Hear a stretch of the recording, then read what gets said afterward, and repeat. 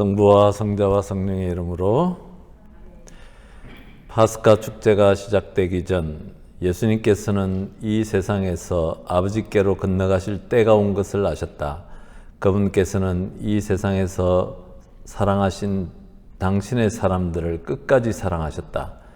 만찬 때의 일이다.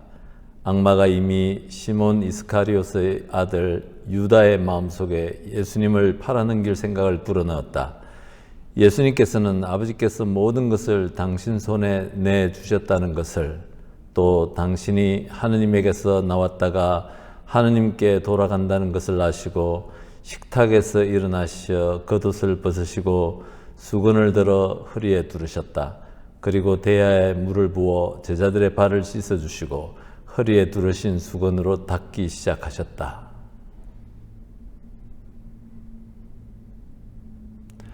자비로우신 주 하느님, 저희들의 마음을 당신께서 잡히시던 날 밤에 그 만찬장으로 저희들을 이끌어 주셔서 당신의 깊은 사랑과 희생과 연민을 저희들이 더 깊이 느낄 수 있도록 이 시간 이끌어 주시고 도와주십시오. 우리 주 그리스도를 통하여 비나이다. 성부와 성자와 성령의 이름으로 아멘. 그 일정에 대해서 조금 조정을 해야 될 필요가 생겼습니다. 송복모 신부님 책이 제7권이 나왔어요. 이게 이제 아마 4월 달에 나온 것 같습니다. 새로. 그래서 그전에는 6권밖에 없다가 휴가하고 오니까 한 권이 늘어나서 일정을 좀 조정을 했으면 좋겠어요. 그전에 6권까지 있을 때는 조금 7월 중순까지 이렇게 쭉 가서 다 끝내고 이제 9월 달에 이제 다른 분의 책을 갖고 이렇게 우리가 공부를 좀 할까 했는데, 어차피 7권까지 나와서 그러면 너무 8월 달까지 가야 되는 상황이 돼서, 그래서 제 생각에는 이렇습니다. 4권, 5권을 6월 중순까지 하고 6월 중순부터 8월 말, 제가 이 미국의 아틀란타 이 여름방학 일정을 제가 잘 모르는데, 한국 같으면 아예 8월 말까지 쉬는데 또 미국은 조금 다른 것 같아요. 그래서 8월 중순 정도 지나서 개학하는 게 어떨까 이렇게 생각하고 있습니다.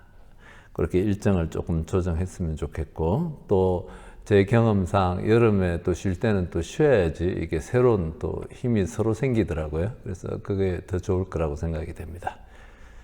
예, 오늘 송복모 신부님의 요한복음 산책 제4권 용기를 내어라 첫 번째 일부 제자들의 발을 씻겨주신 이야기 우리가 함께 나누도록 하겠습니다. 13장 1절에서 30절까지의 말씀이신데, 요한복음 그분께서는 이 세상에서 사랑하신 당신의 사람들을 끝까지 사랑하셨다. 여기서 중요한 단어가 끝까지란 단어입니다.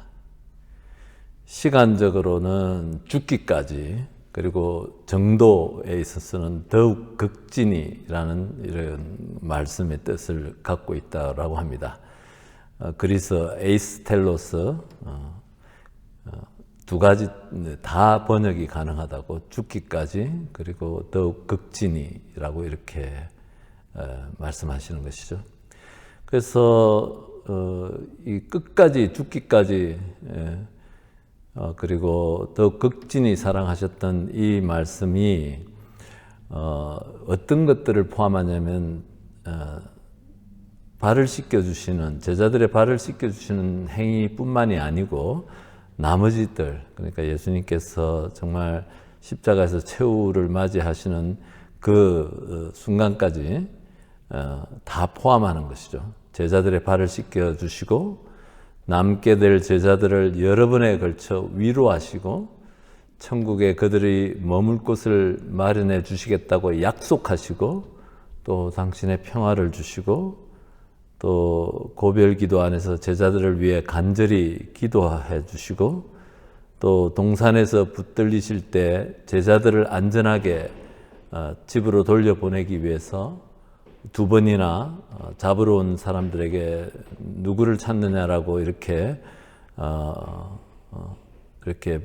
물으시면서 제자들을 지켜주시고, 그리고 십자가에 매달려 계실 때 당신의 어머니를 사랑하는 제자들에게 주신 것 등을 다 포함하는 그 끝까지, 그리고 더욱 극진히 마지막 순간에 이렇게 하셨다는 것 우리가 기억했으면 좋겠습니다.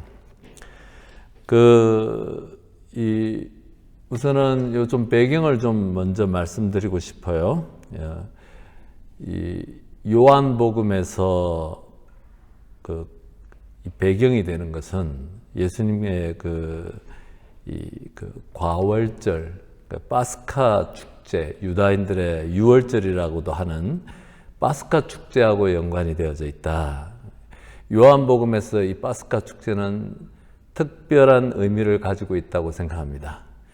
우리가 다들 알다시피 요한복음 1장에 세르자 요한이 이렇게 하느님의 어린 양이시다, 세상의 죄를 없애시는 분, 이렇게 말씀하시잖아요.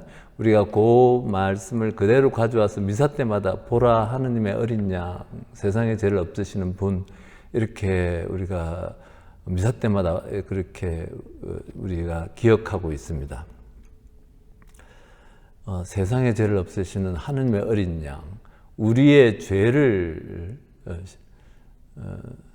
우리들의 이 세상의 죄를 없애시기 위해서 어린 양으로 이렇게 기억되는 것인데, 이것이 또 바로 계속 요한복음에서 반복되고 있는 것이죠. 2장에서 예수님께서 성전 정화하실 때도 그것이 또 과월절 때예요. 그러니까 과월절, 어린 양, 세상의 죄를 없애시기 위해서 자신을 희생하시는 어린 양의 이미지가 그려지고 있고, 또 6장에서 생명의 빵에 대한 그 성체성사 예표라고 하는 5,000명을 먹이신 그 이야기의 배경도 그 과월절이 되는 것이고, 그리고 지금 이 파스카, 진짜 예수님 순환을 당하시는 이것도 이것이 그 과월절, 유월절 또는 파스카 축제 때 우리의 죄, 세상의 죄를 없애시기는 하느님의 어린 양의 이미지를 갖고 있는 것이죠. 그래서 예수님께서 제자들의 발을 씻기시고 하는, 순환을 당하시고 하는 이 모든 것들이 이 파스카 축제, 어린 양의 이미지로서 우리에게 그려진다는 것이죠. 근데 이제 우리가 미사 때마다 보라 하느님의 어린 양, 세상의 죄를 없애시는 분, 이렇게 얘기를 하는데 도대체 이 말이 무슨 뜻일까? 이렇게 우리가 생각을 해봐야 될 것 같습니다. 세상의 죄를 없애신다. 어떻게 저분이, 생명의 빵이신 분이 우리의 죄를 없애실까요? 그냥 우리가 보라 하느님의 어린 양이라고 했을 때는 이분이 우리의 소원을 다 들어주시는 분을 보라라고 교회가 초대하는 거 아니고, 또 세르자 요한이 초대하는 것이 아니죠. 그리고 또 우리의 불행을 모두 다 없애주시라고 우리가 그분을 바라다 보는 거 아니고, 오히려 우리를 위해 희생하신 그분을 보라라고 이렇게 초대하는 것이죠. 우리를 위해서 희생하신 그분.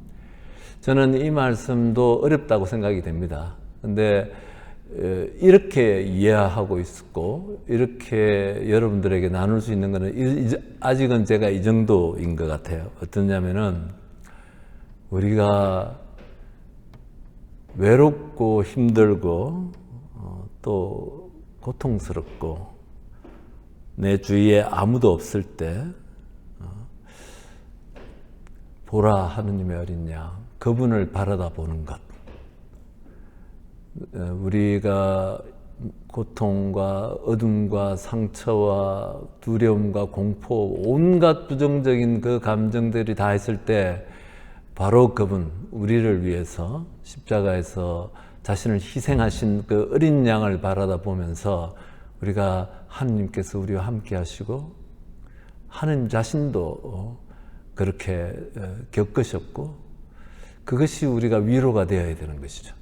그러니까 보라 하느님의 어린 양, 세상에 죄를 없애시는 분이라고 이렇게 했을 때 그 죄라는 것은 우리와 하느님 사이를 떼어놓는 온갖 부정적인 것들, 그런 것들이 우리 삶 안에서 솟아나고 우리를 지배하고 할 때 그분을 바라다 보는 것. 그래서 예수님께서 기본적으로 요한복음에서는 그 파스카 축제 때 기본적으로 어린 양, 희생되는 어린 양의 이미지를 갖다가 요한복음 우리에게 전해주려고 하는 것이고 그 안에는 하느님의 사랑, 예수님의 사랑이 녹아져 있는 것이죠. 그래서 그것을 기억할 때 우리가 온갖 어두움과 두려움과 또 부정적인 것들 안에 있을 때 우리가 그것으로부터 구원받을 수 있고 또 희망을 가질 수 있고 그렇게 우리에게 그 생명의 빵으로 또 어린 양으로 파스카의 어린 양으로 그래서 이 순환을 당하시고 또 제자들의 발을 씻겨주시는 이 이야기들을 그런 맥락 안에서 이해해야 될 것 같습니다. 그래서 예수님의 이 순환, 세종례까지 포함해가지고 이 모든 것 안에서 중요한 것은 그분을 바라다 볼 때 그분의 마음을 바라다 보는 것이 굉장히 중요합니다. 그분의 마음 속에 있었던 두려움과 공포, 또 그러면서도 제자들에 대해서 갖고 있었던 연민과 사랑, 기대하는 것들, 이것들을 바라다 보는 것이 복음의 핵심을 이룬다고 생각이 돼요. 그냥 단순한 그 사건만 하나 들렁 들여다보면 아무것도 얻을 것이 없는 것이죠. 근데 그 안에 예수님께서 겪으시는 그 모든 것들을 우리가 깊이 알아들으면 들을수록 우리가 살아가면서 겪게 되는 온갖 어둠들, 온갖 죄들, 나를 하느님께로부터 떼어놓는, 하느님의 사랑으로부터 떼어놓는 온갖 세력들 앞에서 내가 희망을 가질 수 있고 나를 치유하시는 그분을 만날 수 있는 것이죠. 그래서 그러한 컨텍스트 안에서 이렇게 보셨으면 좋겠습니다. 그런 면에서 예수님의 이 제자들의 발을 씻겨주시는 그 순간에 요한복음 13장 1절에 얘기했던 끝까지 사랑하셨고 더욱 극진히 사랑하셨다는 이 말씀 안에 이 순간이 어떤 순간인지 우리가 기억해야 될 것입니다. 예수님께서는 인간적으로 보면은 공포와 두려움, 실망의 감정이 지배해야 되는 그런 시간들이잖아요. 바로 몇 시간 뒤에 바로 잡히셔가지고 끌려가시는 분이시고, 그리고 밤새 모욕을 당하시고, 그리고서는 그 다음날 새벽같이 빌라도 앞으로 다시 또 끌려가시고, 심판을 받으시고, 조롱을 받으시고, 그리고서는 십자가에 못 박히시는 그런 일정이시잖아요. 그래서 공포, 두려움, 실망, 분노, 이런 온갖 부정적인 것들이 이렇게 가득 찰 수 있는 그 순간에 예수님께서 제자들을 끝까지 사랑하셨다, 더욱 극진히 사랑하셨다라고 공동번역 성서에서 그렇게 번역을 했던 적이 있습니다. 그래서 예수님의 이 감정들이 바로 우리에게 복음이다라는 거죠, 복음. 그래서 이 모든 것들이 다 이렇게 포함되어지는 것이다. 그래서 제자들의 발을 씻겨주시는데, 2000년 전 유다 사회 안에서 발을 씻겨준다는 것은 노예라는 말과 동의어다라고 송봉무 신부님께서 얘기하십니다. 우리는 지금은 1년에 한 번씩 성목요일 날 사제가 그냥 형식적으로 이렇게 발을 씻기고 있는 것이죠. 우리가 어떻게 감히 2000년 전 예수님께서 제자들의 발을 친히 씻겨주시던 그 감정 안에, 그 사랑 안으로 들어갈 수 있겠습니까? 근데 노예들이 하는 것이다. 저는 예수님께서 제자들이 발을 씻기는 것은 그 당시에 유다 사회가 그 팔레스타인 지역이 먼지가 많고 물이 귀한 지역이고, 그래서 늘 샌들을 신고 다니는 사람들이 뭐 발가락이 새카맣게 되는 것이죠. 그리고 그뿐만이 아니라 하수도 시설이 뭐 없어가지고 온갖 배설물들, 동물들, 사람들 이런 것들에서 엉망이 되어 있는 제일 더러운 것이 발이죠. 그래서 그 발을 씻기실 때 우리가 성모교일 때 사제들이 그냥 이렇게 뭐 그렇게 안 씻기시는 분도 계실지 모르지만 발만 이렇게 쓰다듬고 이렇게 끝나는 게 아니라 틀림없이 발가락 사이도 다 이렇게 손가락을 넣어서 이렇게 씻으셨을 거라고 저는 생각이 됩니다. 굉장히 친밀한 행위잖아요. 아닙니까? 저도 발 씻을 때 감히 발가락 사이로 손가락을 집어넣지는 못했습니다. 예수님께서는 틀림없이 그렇게 친밀하게 그렇게 발을 씻으셨을 거라고 상상이 됩니다. 네. 그래서 사랑의 행위이고 친밀한 행위이고, 그리고 그렇게 또 노예가 하는 것이었다는 것이죠. 그래서 그런 예수님의 마음 이렇게 여러분들이 기억하셨으면 좋겠습니다. 그래서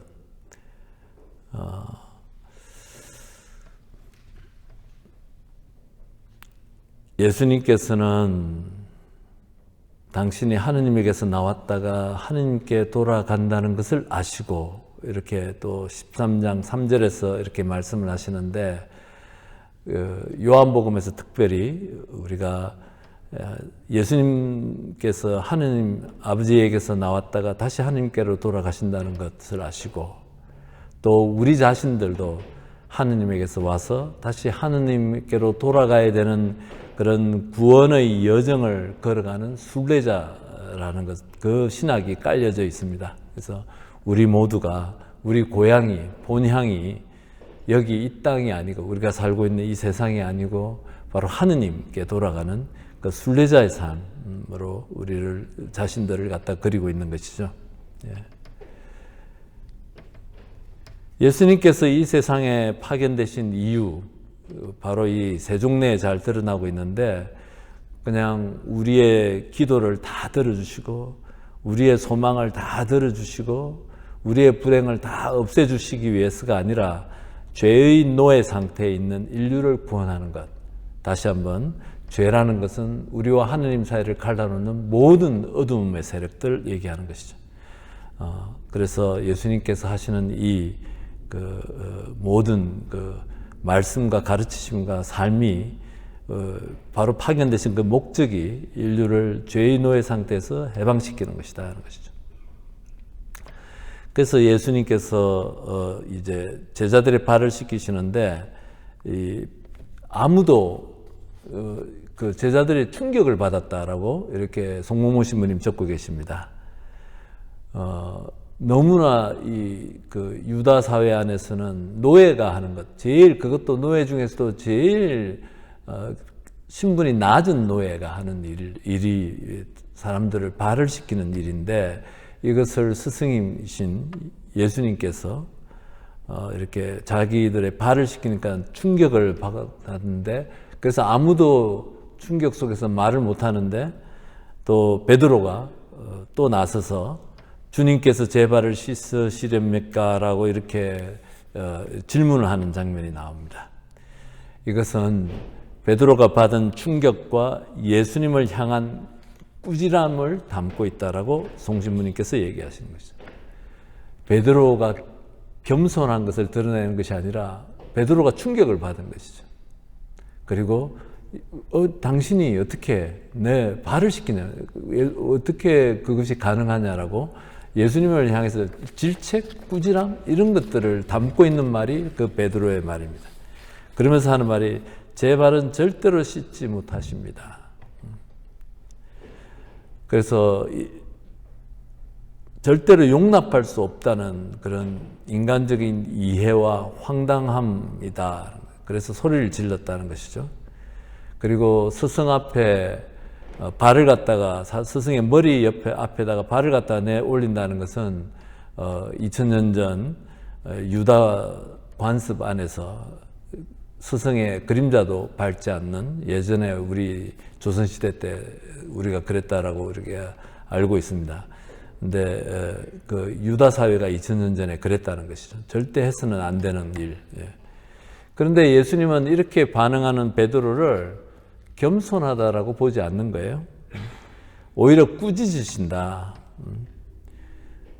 그리스도인의 겸손은 사회적 관습에서 오는 것이 아니라 주님의 뜻에 순명하는 것을 갖다가 우리는 이 그리스도교 안에서의 겸손이다 하는 것이죠. 그만큼 우리 자아를, 우리의 것들을, 내 생각과 내 방식을 내려놓으면 놓을수록 우리는 더욱 겸손하게 그분만을 바라다 보는데, 베드로는 자기 것을 내려놓는 것이 아니고 오히려 자기 방식을 예수님께 강요하는 그 겸손한 사람이 아닌 것이죠. 제가 이런저런 강론이나 강의에서도 말씀드렸지만, 이냐시오 스님도 겸손의 3단계라는 것을 얘기할 때, 그 겸손의 3단계라는 것은 또 다른 말로 표현하면 우리가 하느님과 관계를 맺는 3단계를 얘기하는데, 첫 번째 단계는 우리가 죄 짓지 않는다는 거죠. 소죄를 짓지 않는다, 대죄를 짓지 않는다는 것이죠. 대죄를 짓지 않는다는 말 안에 그 무슨 말이냐면, 아직도 칼자루는 내가 쥐고 있다는 말이잖아요. 그죠? 아직도 내가 이래야 되고 저래야 되고, 내가 이거 할래, 이거 하면 안 돼, 이래서 죄를 짓지 않는 것들을 의미하는 것이잖아요. 그래서 그것이 겸손의 첫 번째 단계다. 근데 겸손의 두 번째 단계는 이냐시오 스승이 소죄를 짓지 않고, 또 하느님께서, 주님께서 좋아하실 만한 것들을 우리가 찾아서 하는 것이죠. 거기에는 봉사도 들어가고 또 성경 공부도 들어가고 뭐 이런 것들, 주님께서 좋아하실 만한 것들을 찾아서 하는 것들이 포함되어지는 말이다.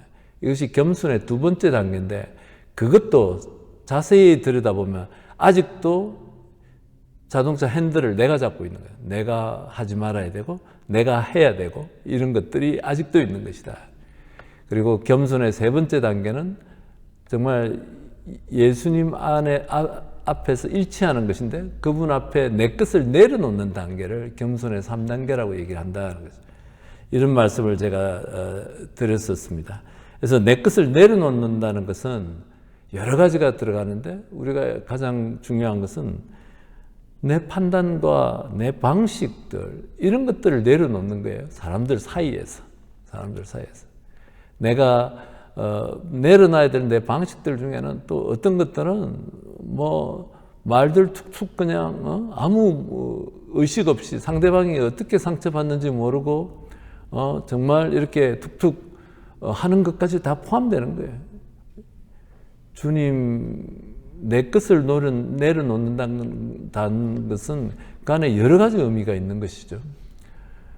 이제 이런 것들이 저도 예전에 많이 그랬던 사람입니다. 지금도 아마 그럴지 모르는데, 그래도 예전보다 조금 나아졌다고 생각되는 것이죠. 거칠게 한국 사회 안에서 정말 경쟁 안에서, 또 저는 예수에 들어오기 전에 직장 생활도 하고, 그것도 중공업에서 이렇게 하니까 정말 저희 사무실에 뭐 이 안전화 신고 뭐 안전모 쓰고 이런 사람들이 와서 책상에 그냥 쇳덩어리 탁 내려놓고 이거 며칠까지 갖다 달라고 막 이렇게 하는 아주 험악한 직장에서 이렇게 하니까 목소리가 세야지 이기는 그런 일이 또 일을 할 수 있는 그런 분위기였는데, 그렇게 해서 그것이 다 모두 다 정상인 줄 알았어요. 그래가지고 나중에 수련원에 들어와가지고 그런 식으로 이렇게 말 몇 번 하고 일 몇 번 했더니 사람들이 다 상처받아가지고 그래가지고 세상 사람들이 다 중공업에 다니는 사람들 같은 사람들만 있는 게 아니더라고요. 그래서 그런 것이죠. 그래서 저는 이것들을 제 수도 생활을 대부분 안에서, 공동체 생활 안에서 이런 것들을 내려놓는 작업을 하고 지금도 하고 있는 것이에요. 그러니까 그것이 얼마나 우리 안에 많이 있는지. 그래서 이런 겸손의 3단계라는 것 안에 세 번째 단계, 주님께서 원하시는 대로 한다는 그 단계 안에는 내 생각과 내 판단과 내 방식들, 내가 옳다라고 생각하는 꼭 그것까지도 내가 주님 안에 맡겨드리고 내려놓고 이렇게 하는 것들, 이런 것들까지 다 포함되어지는 말입니다. 그래서 예수님께서는 베드로가 제 발은 절대로 씻지 못하십니다라는 이 말을 겸손한 태도로 받아들이신 것이 아니라 오히려 꾸지람을 하셨다는 것이죠. 그래서 이렇게 얘기하시는 거죠. 내가 하는 일을 너가 지금은 알지 못하지만 나중에는 깨닫게 될 것이다. 그렇게 얘기하시는 것이죠. 그러면서 내가 너를 씻어주지 않으면 너는 나와 함께 아무런 목도 나누어 받지 못한다라고 말씀하십니다. 여기서 목은 상속인데 구약 안에서는 이스라엘 백성들이 약속의 땅을 상속받는 것이고 신약 성경 안에서는 하나님 나라에서 구원을 상속받는 것. 예. 또 예수님의 발 씻음을 통해서 베드로가 받게 될 몫은 영원한 생명의 삶이다. 그래서 이렇게 예수님께서 영원한 생명의 삶을 몫으로 이렇게 베드로에게 이렇게 주시고 싶고 제자들에게 주시고 싶고 또 우리 전체에게 주시고 싶은 것이죠. 예, 송몽모 신부님께서 책에서 그 요한복음의 그 발 씻김의 행동은 공간복음서에 나오는 성체성사 재정에 대한 다른 식의 표현이다라고 이렇게 하면서 두 개를 비교를 이렇게 쭉 하시는 것이죠. 이렇게 성체성사 재정은 공간복음 세 복음에서 아주 중요하게 다뤄지고 있는데 요한복음에는 성체성사 재정이 빠져 있고 대신 그 자리를 그 세종례가 들어가 있다는 것이죠. 그래서 그 전에 한번 여러분들과 나누었을 텐데 요한복음이 쓰여져 있을 때 그때는 벌써 이 성체성사 빵을 나누는 그런 교회의 제일 중요한 그런 그 신앙 행위들이 벌써 20년, 30년 동안 실행되고 있던 단계에서 요한복음이 쓰여졌고 요한복음서에서 그 성체성사를 재정을 반복해서 기록하지 않고 오히려 그 자리에 세종례를 넣음으로써 성체성사를 다른 식으로 표현하고 있고 또 다른 말로 표현하면 성체성사의 정신을 세종례를 통해서 우리에게 알려주고 있다는 것이고 그것은 성체성사는 빵을 나누는 다른 사람을 위해서 자기 살을 나누는 쪼개는 것이잖아요. 쪼개서 다른 사람에게 먹히는 생명의 빵이 되어지는 것과 다른 사람들의 발을 씻기는 더러운 부분을 씻겨주고 받아들여주고 하는 겸손한 것들이 다 포함되어지는 것들이다. 그래서 같은 의미를 다르게 표현하는 것이다라고 이렇게 송신부님께서 얘기를 하십니다. 예, 그래서 그렇게 말씀하시니까 베드로가 또 주님 제 발만 아니라 손과 머리도 씻어 주십시오라고 이렇게 얘기를 합니다. 자오간 이 베드로의 그 덤벙거리는 태도 그리고 이런 잘 못 알아듣는 것들 그리고 어떻게 보면 실패, 실수, 한계 이런 것들이 굉장히 바로 이런 베드로를 갖다가 반석이라고 말씀하신다. 그래서 이런 반석 위에 세워진 교회. 그러면서 송신부님 책에 그렇게 이렇게 적고 있습니다. 이런 베드로라는 반석 위에 세워진 교회는 실패하고 좌절한 일을 안아주고 실수한 사람들까지 포함되겠죠. 가난하고 상처받은 이를 위로해주는 교회의 모습을 갖는다. 이렇게 얘기하는 것이죠.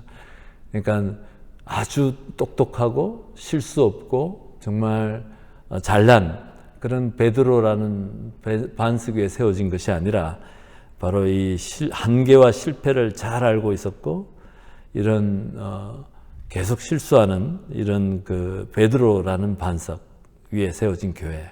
그래서 이런 교회가 위로가 된다라는 것이 그런 말씀을 나누고 있습니다. 그래서 우리가 교회 안에서 많은 사람들이 와서 실망하고 또 사람들에게 실망하고 그래서 떠나가고 뭐 그런 것이죠. 그런 것들을 우리가 많이 보게 되는 것입니다. 한편으로는 우리가 새로운 사람들, 또 우리 교회 공동체 사람들에게 그리스도의 사랑과 자비하심을 나누려고 노력해야 되지만, 또 다른 한편으로는 교회가 또 죄인들의 공동체라는 것도 우리가 기억해야 되는 것이고, 서로 받아주고 서로 이렇게 덮어주고 이렇게 하면서 가야 되는 것이 공동체이고, 그런 면에서는 공동체가 굉장히 은총의 장소입니다. 우리가 서로를 이렇게 서로를 포용하는 것이죠. 예.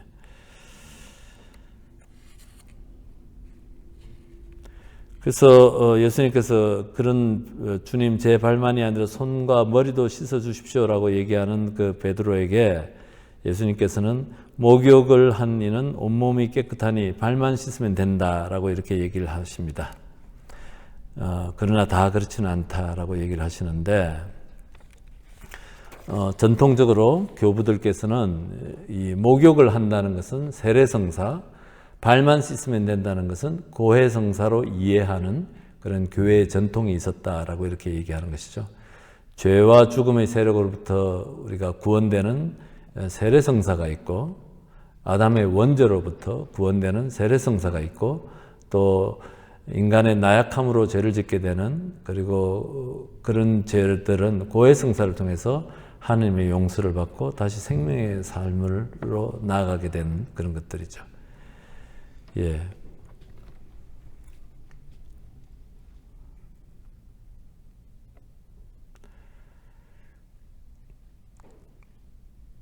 주님이며 스승인 내가 너희의 발을 씻었으면 너희도 서로 발을 씻어 주어야 한다. 내가 너희에게 한 것처럼 너희도 하라고 내가 본을 보여준 것이다.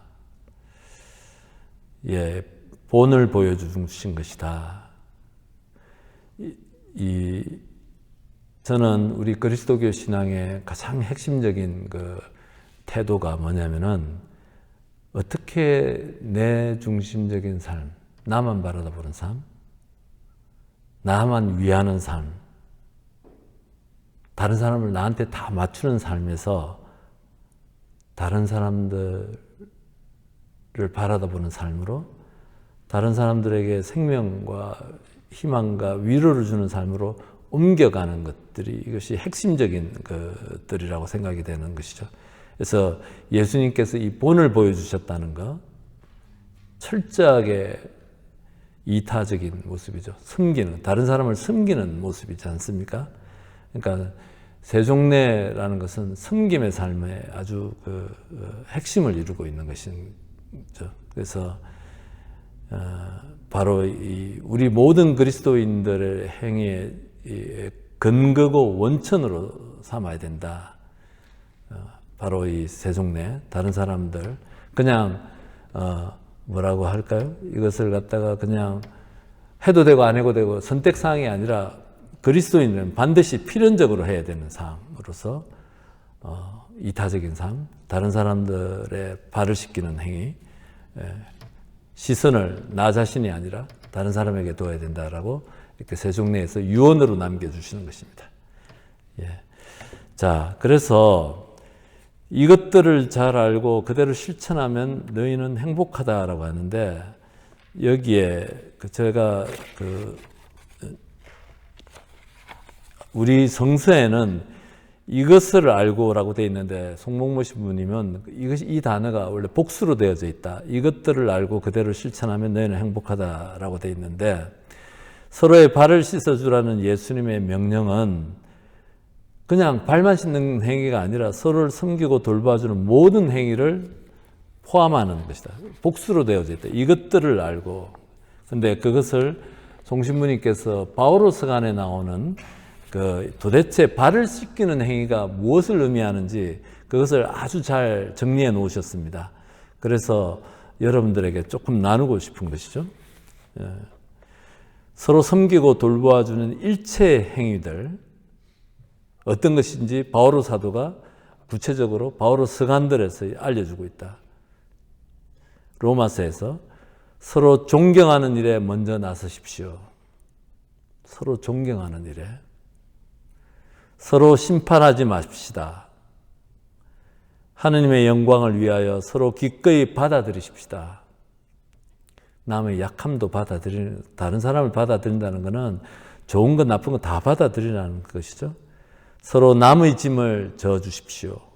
서로 격려합시다. 그리고 날마다 남이 성장할 수 있도록 서로 도와주십시오. 겸손한 마음으로 서로 남을 자기보다 낮게 여기십시오. 서로 너그럽고 자비롭게 대하고 하느님께서 그리스도 안에서 여러분을 용서하신 것처럼 여러분도 서로 용서하십시오. 이 모든 것이 다 세종내 발을 씻기는 행위들인 것이죠. 이것이 그리스도교의 핵심적인 가치들입니다. 우리가 미사에 와서 성체성사를 영하고 또 그리스도와 일치해서 살아가는 것들이 이런 내용들이 다 포함되어지는 것이죠. 그래서 우리가 영성체를 하고 주님과 일치해서 나가가지고 말 한마디로 그냥 주위 형제 자매들한테 가슴에 비수를 팍 꽂아버리고 완전히 성체성사를 잘못 이해하는 것들이라고 생각됩니다. 그래서 우리가 이런 것들을 우리 몸에 배이게 하려면은 그냥 교리나 계명을 외우는 것 갖고 되지가 않는 거예요.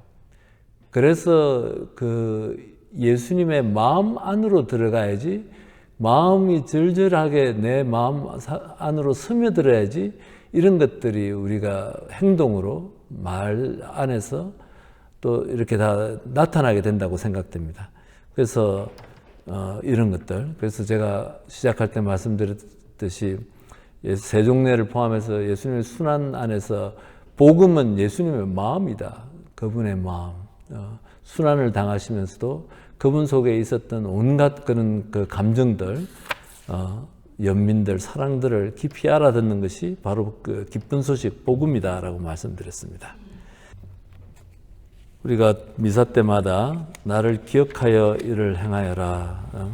최후의 만찬 성체성사 때 서로를 이렇게 기억하다는 것, 예수님의 그 사랑들, 이런 것들을 행한다는 말, 깊이 깨달아야지 우리가 가능한 것이죠. 그냥 형식적으로 또는 표면적으로 이렇게 그냥 교리로서 알아들어 가지고서는 절대 우리가 이것을 기억할 수도 없고 행할 수도 없는 것들이라고 생각이 됩니다. 네. 그리고서는 13장 17절에 이것을 알고 그대로 실천하면 너희는 행복하다라고 얘기하는데, 송신부님께서 그 BBC 방송국에서 설문조사했던 그것들을 쭉 나열을 해서 책에다 적어 놓고 있습니다. 여러분들이 책을 참조하시면 좋겠고, 거기에는 행복은 실천을 통해서 오는 것이지 그냥 알고 있는 것만으로 오지 않는다. 행복은 행동이다 라는 말씀을 하시는 것이죠. 진정한 의미의 행복은 자기가 즐기는 일을 할 때보다는 다른 사람들을 위해 뭔가 좋은 일을 할 때 온다고 한다. 그것이 BBC 방송에서 그 설문조사했을 때 나왔던 그 답안들이었죠.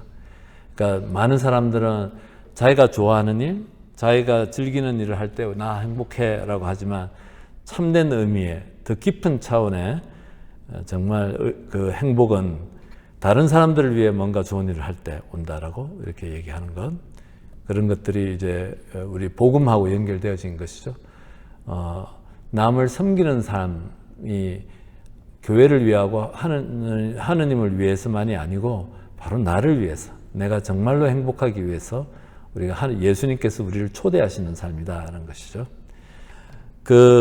이제 배반자에 대한 그 예고가 있어요. 그래서 많은 분들이 이제 그 유다스가 이런 질문을 합니다. 왜 예수님께서 유다스를 제자로 뽑아가지고 예수님 배반하게끔 만들었을까? 심지어는 유다스가 불쌍하다 이렇게까지 얘기하는 것이죠. 그렇게 얘기하는 것은 신성모독이다라고 성신부님 얘기하시는 거죠. 예수님께서 유다스를 처음 이렇게 제자로 부르셨을 때 다 알고 배반할 걸 알고 배반할 제자를 갖다가 불렀다면은 정말 우리가 그런 예수님, 그런 하느님의 사랑 우리가 기억할 수 있겠습니까? 그거는 정말 그렇게 되면 예수님도 그렇고 하느님도 잔인하신 것이죠. 그거 아니고 인간은 에덴 동산에서부터 처음부터 끝까지 하느님께서는 그 자유의지를 주셨고 자기 선택에 의해서 그렇게 선악과를 따먹었던 그 아담과 하와의 이야기가 있고 그리고 또 유다스도 마찬가지다. 그래서 최소한 말씀으로 4번이나 배반하는 것에 대해서 암시를 하면서 예수님께서 유다의 회심을 간절히 바라셨다라고 이렇게 얘기하는 것이죠.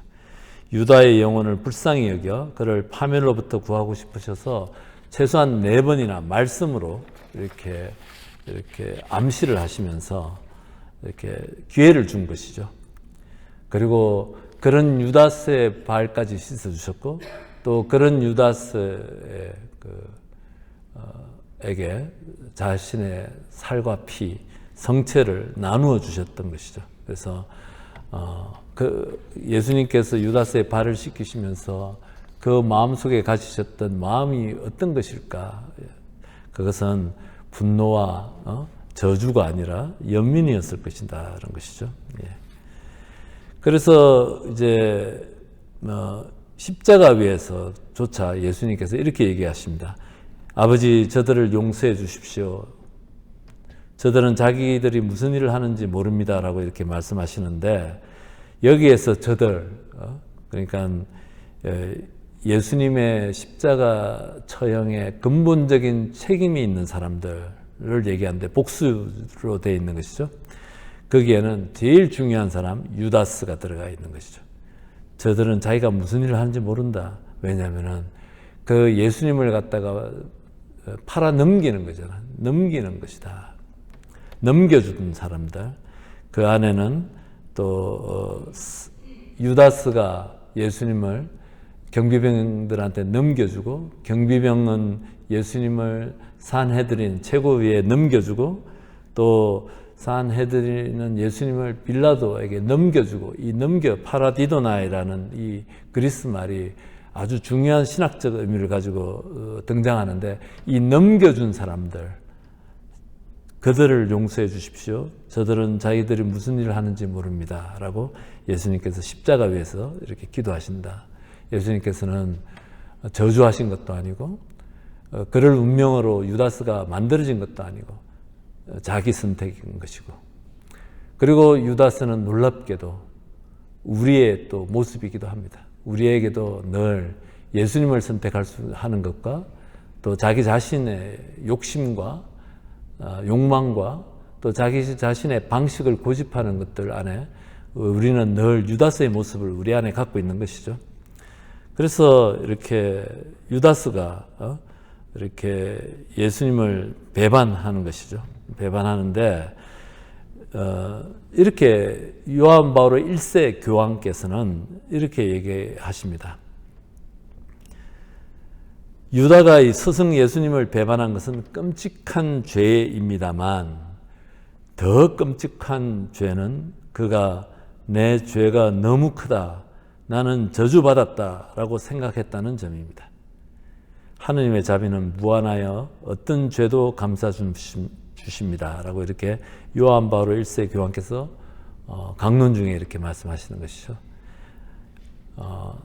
끝까지 자기 방식을 포기하지 못한 유다스, 예수님의 사랑을 받아들이지 않고 예수님을 받아들이지 않고 예수님의 자비에 자기를 맡겨드리지 않은 그 죄인 것이죠. 그런데 우리의 모습들이 일상 안에서 계속 여기에 있는 것이죠. 우리 자신들이 우울해지고 우울증에 빠질 때, 분노할 때, 실망할 때 우리는 바로 이런 것들 하느님의 자비에 나를 맡겨드리기보다는 자기 방식을 포기하지 못하고 자기 안에 갇혀버리고 바로 유다스의 모습입니다. 예.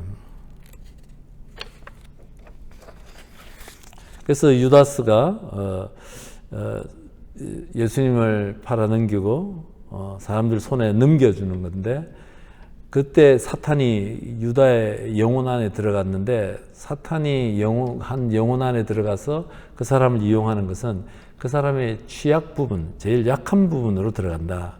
그 안에는 죄스런 경향과 약한 세계가 있는데, 유다스를 요한복음에서는 돈을 밝히는 사람으로 이렇게 그리고 있는 거죠. 돈에 대한 탐욕이 약한 부분이었을 수도 있겠습니다. 그리고 또 하나, 자기 방식, 자기가 생각한 하느님, 그리스도 메시아에 대한 그 방식, 내가 생각했던 메시아가 아니네? 라는 그 방식으로 예수님을 언전 30립을 받고 팔아넘겼지 않을까라고 이렇게 생각되는 것이죠. 유다는 빵을 받고 바로 밖으로 나갔다. 때는 밤이었다라고 이렇게 기록하는 것이죠. 거기 우리 그 요한복음에 니코데모가 이렇게 밤에 예수님을 찾아온 것과 아주 대비가 되는데, 니코데모는 밤에서, 어두움에서 빛을 향해서, 즉 예수님을 향해서 다가왔고, 유다스는 예수님, 즉 빛으로부터 밖으로 어둠 속으로 들어간 인물, 그러니까 자기의 그 어둠 속으로 들어갔던 그 유다스의 모습입니다. 비교가 되는 것이죠. 우리가 여기서 기억해야 될 것들은 이 밤과 어둠에 대한 그 감각, 우리가 하는 말과 행동이, 또 내가 취하는 태도들이 내 가족들 안에서, 공동체 안에서, 또 나 자신에게 어떤 어둠을 일으키는 것인지에 대한 감각이 아주, 그 감각을 키우는 것이 굉장히 중요하다고 생각됩니다. 이런 것들에 대한 감각이 없으면 내가 무슨 말을 하고 나서도 내가 뭘 했는지를 모르는 것이죠. 근데 그것 때문에 많은 사람들이 힘들어하고 고통스러워 하는데, 그것을 자기 그 감각이 없는 것이죠. 지금 유다스는 빛으로부터 어둠으로 들어가는 그런 그 모습을 보여주고 있는 것입니다. 죄는 인간 정신의 자유로운 선택에서 나온다. 최초의 인간과 선악과에서 유다의 배반도 아담과 하와처럼 그의 자유로운 선택과 결단인 것이죠. 하나님께서 그렇게 만든 것 절대 아니고, 그렇게 하시면 그런 잔인한 하나님을 우리는 상상할 수가 없는 것이죠. 또 복음서에 이런 것이 나옵니다. 그 제자 가운데 그 예수님께서 사랑하시는 제자가 있었다. 요한복음서가 쓰여질 때가 서기 한 90년부터 뭐 그때부터 이렇게 쓰여졌는데, 그때는 요한이 아마 10대 때부터 예수님을 따라다니는 제자라고 하더라도 한 서기 90년 정도는 최소한 나이가 한 90세 되셨을 건데 책을 쓰실 수 있는 나이가 아니다. 그러니까 요한복음의 저자에 관해서 송몽모 신부님뿐만이 아니고 다른 전문가들 다 그렇게 얘기하는 것이죠. 이런 요한 사도처럼 이 사도의 이름을 빌려서 그 공동체하고 관계되겠죠. 그래서 사도 요한과 관계되는 그 공동체가 이 복음서를 이렇게 편집하고 이렇게 기록을 한 것이죠. 그리고 아마 그 안에 그 사랑하시던 제자 요한이라는 이름을 일부러 적지 않은 것은 의도적으로 우리 모든 그리스도인들이 예수님의 사랑받는 제자가 될 수 있음을 알려주기 위해서 이렇게 그렇게 적었다라고 이렇게 얘기하는데, 저도 그렇게 생각을 합니다. 그래서 우리 모두 그분에게서 사랑받는 제자, 사랑을 체험한 제자라야지 우리가 사랑할 수 있는 사람으로 바뀌어가는 것이고, 우리가 기도 안에서, 성체성사 안에서, 미사 안에서, 공동체 안에서 사랑받는 체험을 하고, 그 사랑받는 체험으로부터 다른 사람을 사랑할 수 있는 사람으로 나아가는 것을 바라는 것이죠. 그래서 이렇게 우리가 하는 모든 기도들 참 안타까운 것이죠. 우리가 기도 안에서 하느님의 사랑을 체험하는 기도를 배우지 못하고 있는 것 안타깝고, 공동체 안에서 그 안에는 뭐 너무 큰 공동체니까 이게 사랑받는 체험을 하기가 쉽지 않아요. 그렇지만 소공동체 안에서, 그것이 소공동체를 위해서 우리가 구역을 만들고 뭐 이렇게 하지 않습니까? 근데 이런 공동체 생활도 그렇고 이런 것들이 형식적으로 가지 말고 예수님의 사랑을 갖다가 기억하는 공동체가 되고 또 사랑을 주고받는 관계로 되고 이래야 되는 것이죠. 그래서 그것으로 인해서 우리가 다른 사람을 사랑할 수 있는 그런 공동체로 나아가게 될 것입니다. 예. 오늘 강의는 이렇게 하고 기도 자료 이렇게 설명해 드리겠습니다. 첫 번째, 너희도 서로 발을 씻어 주어야 한다. 예수님께서 허리를 굽혀 제자들의 발을 씻어 주십니다. 그리고 서로의 발을 씻어 주라는 말씀으로 우리에게 서로를 섬기고 돌보아 주라고 하십니다. 체면과 위엄을 벗어버리고 겸손하게 자신을 내어놓으며 봉사하라고, 또한 동시에 서로의 허물과 죄를 용서해 주어야 한다고 하십니다.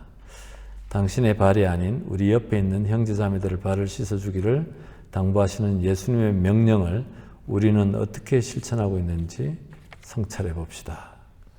사랑의 행위이고 시선을 나에게서 다른 사람에게 두는 행위입니다.